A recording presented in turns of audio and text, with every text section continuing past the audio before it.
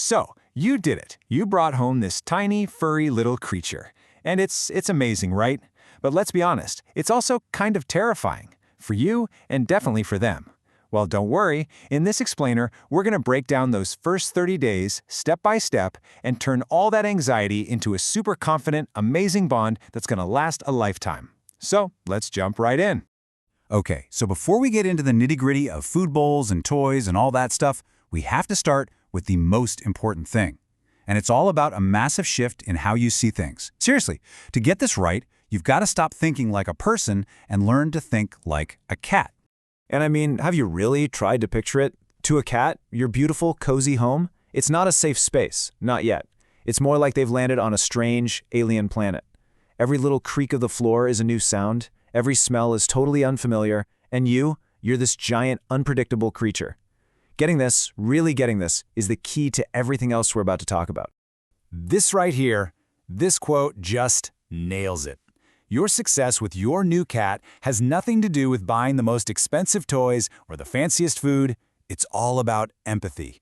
It's about trying to see the world, see your home through their eyes. That's how you figure out what makes them feel truly safe. All right, so here's our game plan for the next 30 days. We're going to start with those super critical first 48 hours. Then we'll move on to the foundations, food, litter, health. After that, the fun part, building that lasting bond. And we'll wrap up by turning your home into your cat's very own kingdom. Okay, let's get right into it. Part 2, those first 48 hours. I'm not going to lie, this is probably the most crucial, most intense period. How you handle these first 2 days, it pretty much sets the stage for your whole relationship. It really helps to look at this whole first month as a kind of emotional timeline for them. Day 1 is pure decompression, just letting them breathe after all the stress. Week 1 is all about adjusting to this new world. By week 2, we're talking trust building. And by the end of the month, the big goal is full integration. The one word to remember through all of this? Patience. And this is so important. A lot of new owners get worried about this. Your new cat is hiding, they're not eating, they're totally silent, and it's so easy to take that personally, to feel like you've been rejected. But you have to remember, this has nothing to do with you. It's pure instinctual stress.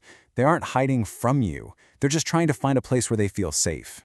So what's the right way to approach them? It's all about making yourself seem as small and non-threatening as you can. Literally, sit on the floor, get down on their level. Don't stare at them. That's super aggressive in the cat world. Instead, you can try a slow blink. It's kind of like a cat kiss and shows you're friendly and not a threat. The golden rule here is to let them come to you. Let them be in charge. Never, ever force an interaction or try to pull them out of their hiding spot. A huge mistake people make is letting their new cat have the run of the whole house right away. It's just way too overwhelming. What you need to do is set up a safe room or a base camp. Just pick one quiet room, like a spare bedroom, and put everything they need in there. Food, water, litter box, a comfy bed, and definitely a hiding spot, like a cardboard box. This gives them one small, manageable territory to conquer first. It's an absolute game changer for building their confidence.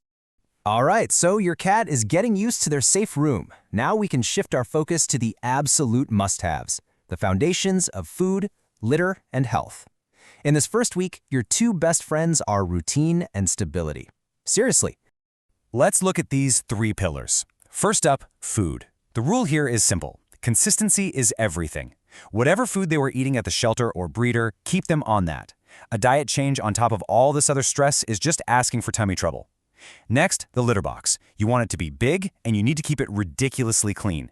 Cats are super tidy, and a gross litter box is a huge source of anxiety for them. And finally, get that first vet visit scheduled within a couple of weeks. It's just essential to get a baseline check on their health. And hey, this is a really important heads up. It's totally normal for a cat to eat a little less when they're stressed, but if your cat refuses to eat anything for more than a day, for more than 24 hours, you need to call your vet right away. Don't wait. It can be a sign of something serious. Okay, deep breath. The physical stuff is taken care of. Our routine is starting to click into place. Now we can move out of survival mode and into the really good stuff, building that actual emotional bond. This is where the magic happens. So as your cat starts to feel safer, you're going to see their true personality start to peek through. And if you really want to connect with them, you have to start learning their language. And trust me, they are talking to you all the time. We just don't always know how to listen. So let's play detective and decode some cat language. Here's a fun fact for you. Adult cats almost never meow at other cats. That meow, they literally invented it to talk to us humans. And when they scratch something, it's not just to sharpen their claws, it's them saying, "This is my spot." Even something as simple as a purr is more complex than you think. Yeah, it can mean they're happy, but a stressed or scared cat will also purr to comfort itself. Understanding these little details is what takes your relationship to the next level. And while we're on the topic of cat behavior, get this. 50%. That's how much of their waking life a cat can spend just grooming. And it's not because they're vain. It's actually a huge part of their health. It helps them control their body temperature and keeps their coat and skin in top shape. So, how do you actually build that trust? The name of the game is positive association. Every time you interact, you want it to be a good experience. Offer a treat when you come near. Use a wand toy to play. This is so important because it lets them hunt the toy, not your hands or feet. Just keep that daily routine predictable. And always, always remember, trust is earned. You can't force it. Let them be the ones to start and end your little chats. And now, we've reached the final piece of our 30-day puzzle. By this point, your cat is probably feeling a lot more at home. So now, we get to level up. We're moving beyond just making them comfortable and into making their life interesting. It's time to build their kingdom. Environmental enrichment.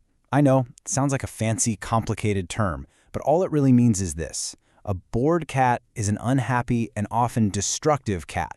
Think about it. To them, our homes are just these big, flat, boring boxes. Enrichment is how we add things that let them be cats, things that let them climb and scratch and hunt and explore just like their instincts tell them to. So what does that actually look like? Well, for one, cats need to go up. They are vertical creatures. They feel safest when they can climb up high and survey their territory. So things like tall cat trees or a perch on a windowsill, those aren't just nice to haves, they're essential. And stuff like puzzle feeders where they have to work for their food, that taps right into their hunting instinct and keeps their brilliant little brains busy. I love this quote. It's just perfect. It makes you think so much bigger, right? Don't just give your cat a fluffy bed. Give them an adventure. Remember, these are tiny, perfect athletes with incredible instincts and intelligence. Your goal should be to build them a playground that's worthy of all that potential. So, as we bring this all together, let's just circle back to the main idea. These first 30 days, they're not about control or being the boss. It's a quiet, patient process. It's you proving to this little creature that you are safe, that this place is safe, and that you're a source of good things, like food and play. What you're really doing is building a foundation of trust, and that's something that will last their entire life. So there you have it. The stage is set, you've built the trust, and you've created the kingdom. Now the only question is, what kind of relationship are you and your cat going to build inside it? That amazing journey, the one that's full of purrs and headbutts and years of companionship, it starts right now.